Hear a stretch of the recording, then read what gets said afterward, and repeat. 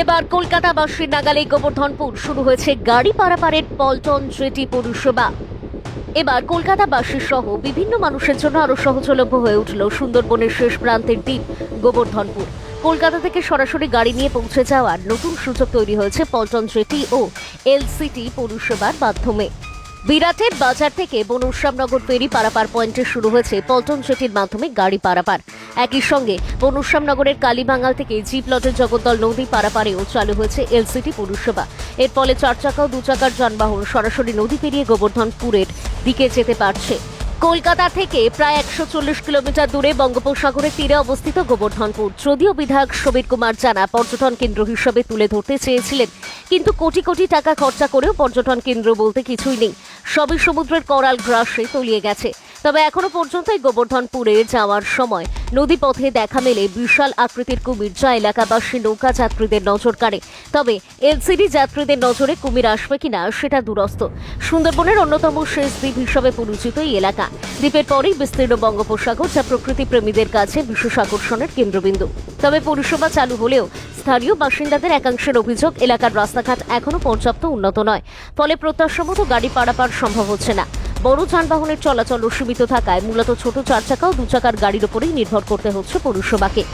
এদিকে এলসিটি পরিচালনাকারী লিস্টপ্রাপ্ত সংস্থার দাবি, বর্তমান পরিস্থিতিতে আর্থিক চাপের মুখে পড়তে হলেও ভবিষ্যৎ নিয়ে তারা আশাবাদী। সংস্থার মতে যোগাযোগ ব্যবস্থা ও রাস্তাঘাটের উন্নয়ন হলে পর্যটকের সংখ্যা বাড়বে এবং পরিষেবাও লাভজনক হয়ে উঠবে। নতুন এই উদ্যোগের ফলে সুন্দরবনের উপকূলবর্তী পর্যটন মানচিত্রে গোবর্ধনপুরের গুরুত্ব আরও বাড়বে বলেই মনে করছেন পর্যটক মহল। দক্ষিণ চব্বিশ পরগনা থেকে রেবতী বালির রিপোর্ট, টিএন নিউজ বাংলা।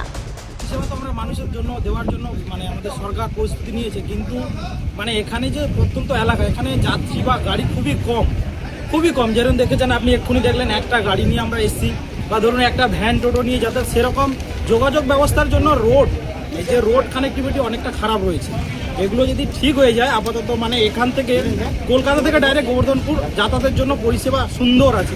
যেভাবে তেল খরচা হচ্ছে আপনাদের প্রচুর টাকা, দিনের দিনে লস। সারাদিন ধরুন চলে যে টাকাটা হয়, তেলের পয়সাটা হয় না, যেটা বলা যেতে পারে। আমাদের এইখান থেকে যদি সরকার 3খানা শীতল পরিষেবা দিতে পারে সকালে, আমাদের খুব উপকৃত হয়, বা আমাদের মা বোনেরা একটু সুরক্ষিত ভালোভাবে যাওয়া আসা করতে পারে, কারণ আমাদের খুবই কষ্টদায়ক এখান থেকে পাথরঘাটা যাওয়া। এই যে বার চলছে, এদের তো পয়সা হচ্ছে না, এরা বলছে, দাবি করছে, কারো গাড়ি পার হচ্ছে না, কি করে চলবে? আমরা কি ভাবছেন?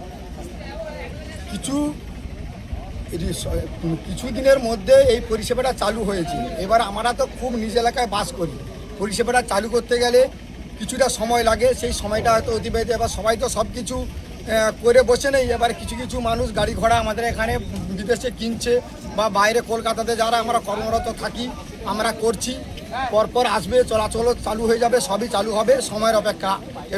সাধারণ মানুষ যেভাবে চাইছে, বর্তমান এই দিকটাও যেমন নামখানাতে প্রথম এইভাবে পল্টন ব্যবস্থা ছিল, ভ্যাসেল পরিষেবা ছিল, পর ব্রিজ হয়েছে, এটাও হবে।